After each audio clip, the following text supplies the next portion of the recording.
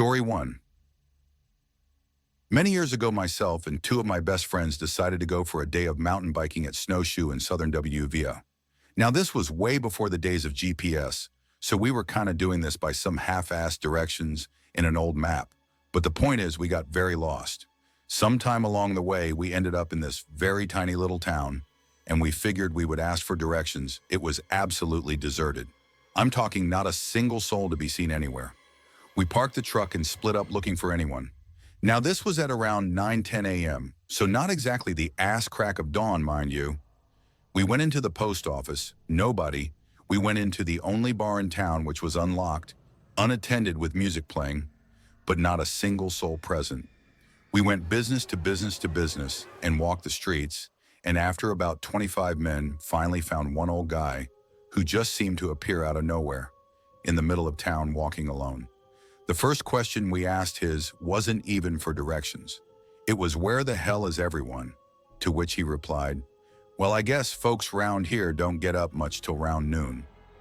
We asked him for directions to Snowshoe, and he pointed to the road we came in on and said to go that way about 10 miles and make a right, and we will find the interstate. We left quickly. We all had a very bad sense of unease about the whole thing. As we left, we were about 5 miles down the road and hit a lady dressed up in a state road uniform, standing in the middle of a very long straightaway, holding a stop sign. When we approached her, she turned the sign from slow to stop. We asked what was going on. She stated that there was road construction ahead. We told her of what just happened, and she just kind of laughed and said those people in that town are kind of strange, but let it slide. So we actually started talking to her, waiting for a line of traffic to come by from the opposite direction. We actually ended up talking to her for about 45 minutes to an hour, just shooting the shit. Kind of got lost in the convo. Not one single vehicle ever approached from the other direction or behind us. Eventually she said, "Well, I guess it's clear now and y'all can go ahead," and slowly turned the sign from stop to slow and motioned for us to go ahead. We went straight ahead, the only direction you could possibly go for the next 30 some odd miles, and didn't see any signs of construction, state road workers, or maintenance going on at all. She had no vehicle. We figured she was a flag woman, dropped off by some crew up ahead. After the encounter with the town and this woman, we had enough and called it quits. We turned on the interstate as soon as we found it and headed north and home. Every single one of us still remembers this whole encounter in vivid detail to this day. I asked my friend about it actually about 3 months ago at this wedding, and it still freaks him out to no end. Story 2. When my brother and I were 10 and 12 respectively, our family went on a hike through the cemetery and into the woods not far from our house. My brothers and I would explore these woods every day, even camped in them before. We knew it like the back of our hands. Anyway, as the family hits our usual spot by the creek halfway through Brother 1 and I said we'd be back in a few, we wanted to wander off further up creek. So we did. We came across a very large hill we had never seen before. It was littered with what looked like someone's worldly possessions, as if they turned a house upside down, shook out the contents, took the house and left. There were tons of painted X's on the trees showing someone intended to cut them down at some point. We poked around for a few when we thought we heard our mom hollering at us, so we turned tail and walked maybe 20 feet back down the hill to where our parents were. The entire encounter was maybe 45 minutes long, on our end. As soon as our mom saw us, we got the beating of a lifetime.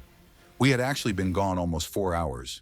She never saw us walk up any hill and remembered seeing us meandering down the straight path by the creek, not turning up a hill that was 20 feet away.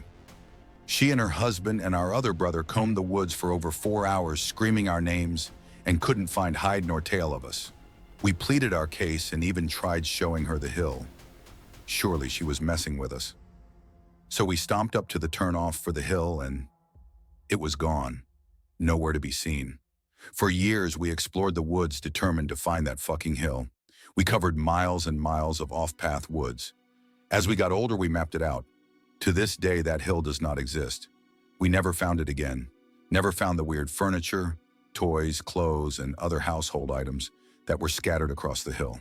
And never met anyone in the area that had a clue about the hill. We probably just wandered way further than we meant to, but I always found it weird that we never found the hill again. Story 3. My family has a cabin in Cook's Forest, Clarion, PA. Cabin was built by my great-granddad and has expanded a bit over the years, but has a nice little nook at the bottom of a long dirt road off the main road and down a hill. There are a few other properties around, but most are up and off on the dirt road. Only one is down the hill and only halfway at that.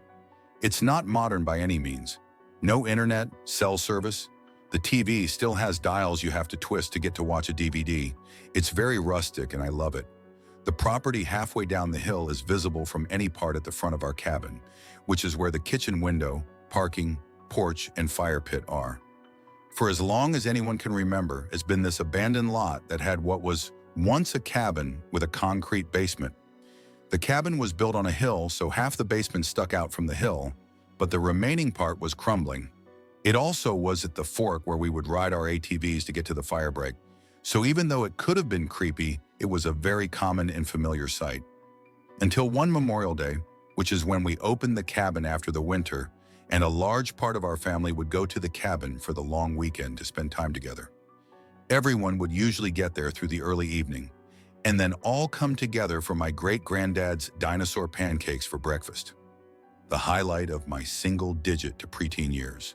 So I wake up expecting to smell pancakes and hear chatter from the older members of my family down in the kitchen, but nothing. I assume I've gotten up too early and go downstairs to use the bathroom and then go back to sleep. Looking back, the whole upstairs was just mattresses with an aisle between them. I should have noticed that most beds were empty. I get downstairs and see all the adults outside, and I go out to say good morning and demand my T-Rex pancakes. I walk out and see all my family adults in a kind of semicircle facing an older man and a woman I didn't recognize. I assume this is some adult situation, so I go back inside to wake up my cousins, but not before looking at the clock on the microwave and seeing that it's about 3 p.m. Now, I love the cabin. I doodle the cabin itself, four-wheelers, and the area around it for months leading up to Memorial Day weekend. I was usually up at the ass crack of dawn because I was so damn excited to just be there. Sleeping until 3 p.m. was not in any way normal. I wake my cousins up, and by the time they all mosey downstairs, the adults are all back inside. Everyone is pretty silent, but then great-grandpa fires up the stove and gets us kids excited for dino cakes, so all seems normal. I was there with one of my aunts and my uncle, no parents. And my aunt is pretty close in age to me, and was for sure the cool aunt. So when I saw her pale as a sheet, I went to ask what's wrong. She took me outside and pointed at the aforementioned abandoned and crumbling property. In its place was a sprawling cabin mansion, parking area full of SUVs, and the coolest-looking four-wheelers my 13-year-old self had ever seen. Aunt tells me that the owners had come to say hi, the couple I saw earlier, and invited us over to hang out with their nieces and nephews, as they were having a Memorial Day get-together just like us. Me, having zero thought besides awesome four-wheelers, almost ran to the house, but my aunt caught me and rather forcefully reminded me of my dino cakes. I conceded and ran back inside, to an atmosphere so thick with tension that even my undeveloped brain, thanks Dr. Mom, could detect it. The oldest of the adults were acting normal and playing around with us kids, but something was very off. I finally asked WTF was up, and my aunt bonked me in the head and asked if I had seen that massive cabin mansion last night, last year, the year before. We'd come to the cabin every few weeks until December. Did I see any construction? Well, no. But they invited us over, and they have cool four-wheelers Aunt Beth come on. A resounding no from multiple family members made my emotional girl self almost flee and cry, until my grampy, a 6'7" hulk of a man, got down to my level and explained that he felt there was something weird going on. He said the couple didn't act right. I assumed that meant they were rude and that we should just keep to ourselves this weekend. I agreed, and we went about our day, all adults keeping us occupied with activities either inside or behind the cabin. We get ready for bed when I see my great-granddad, WWP vet, who had the only bedroom on the first floor, loading 3 shotguns, handing one off to my grampy and the other to my uncle, cool aunt's husband. To my shock and awe, my Grammy pulls out a bedazzled Glock from her purse. I go to bed with images of my little Grammy taking down a bunch of bad guys with her shiny pistol. I wake up the next day to the smell of pancakes and the sound of adults chatting downstairs. I'm sad because today is when we have to pack and leave, but things seem back to normal, so I'm very glad. I run downstairs, note that the clock says 7:30, but ignore the weirdness and sit in front of a plate of dino cakes that I dig into while asking my aunt what time we have to leave. Leave? We don't leave until tomorrow. Wait, what day is it? It's Saturday. We just got here last night. I notice just a bit of doubt in my aunt's eyes that I know something is up, and I run outside. The abandoned lot is back to its decrepit state. I resolve to brush it off and enjoy my ATV riding and forget about everything pretty quickly. It wasn't until I got back to school and was called to the main office where they asked why I wasn't at school on Monday. I told them that today was Monday. WTF are they talking about? Nope, it's Tuesday, and my absence was unexplained despite several calls. I skipped school frequently to my parents, divorced, neither of which were at the cabin. Story 4. This story takes place in the mid-90s, a time before widely used cell phones and GPS. My two best friends and I, freshly able to drive, decided we would head out on a Saturday to a water park in southern Missouri, about a 3-hour drive from our hometown in northwest Arkansas. We had never been before and just used road maps to get there. We had pretty fantastic time, but as the sun started to reach the tree line, we thought we ought to head home. It's about 7 o'clock and we miss a turn. But my friend Paul, who was navigating, said not to worry, another turn was coming up that would get us there just as fast. The next turn took us from detoured to completely lost. By 8 o'clock, we were on a road that seemed to be lacking in informative road signs and zero lights. We finally see a gas station and are relieved to get some directions as well as some gas. My friend Taylor and I go inside while Paul pumps the gas. We come inside and a very friendly old man in his early 60s who gives us a very large grin and says, "Well, hello there." It was very foghorn leghorn-esque. Looked like an extreme hillbilly, but very pleasant. We explained that we were needing gas and wanted to fill up. He explained that he was about to shut down for the night, but would be happy to oblige us. He then said something I'll never forget. "You have to make haste, though. Tonight is buffer night." Taylor and I looked at each other and shared an awkward look. We asked him if he could point out our location on the road map. While he was finding it, two people entered the shop from the back and called out for the old man. He said he was up front. The two approached us, a man and a woman, and at first looked confused, then, as though hit with an epiphany, they smiled. They asked the old man, "Are these the guests tonight?" He shot them a look and said, "No, these are some lost children." The way he said children caused the hairs on my neck to stand up. Not sure why. They looked at us and said, "The three of you should make haste because tonight is buffer night." Two things scared the shit out of me right then. The first being, how did they know about Paul pumping gas out front when they came from the back? And the second being that they repeated the old man verbatim. We clarified the directions to get back on a main highway and paid for the gas without waiting for change. Taylor and I booked it out of the gas station to find Paul already in the passenger seat. When we got into the car, we were nearly airborne from the speed we took off. Before we could say anything, Paul told us about how three men from across the street stood under a tree just watching him. He waved, but they didn't move a muscle. We just drove as fast as we could until we got back to the highway. To this day, I will still have a nightmare every so often about that gas station and what my imagination has twisted buffer night into being. Story 5 was driving through Illinois to get to Chicago about a decade ago with a group of friends, and we stopped at a Taco Bell. The first thing we noticed was that the workers were acting very odd. Everything they said was monotone and rehearsed. After sitting in this fairly busy restaurant for a bit, we kind of all just looked at each other at the same time as we realized that none of the conversations happening around us made any sense. The people were speaking, and it was English, but the sentences weren't logical. They were just saying words at each other.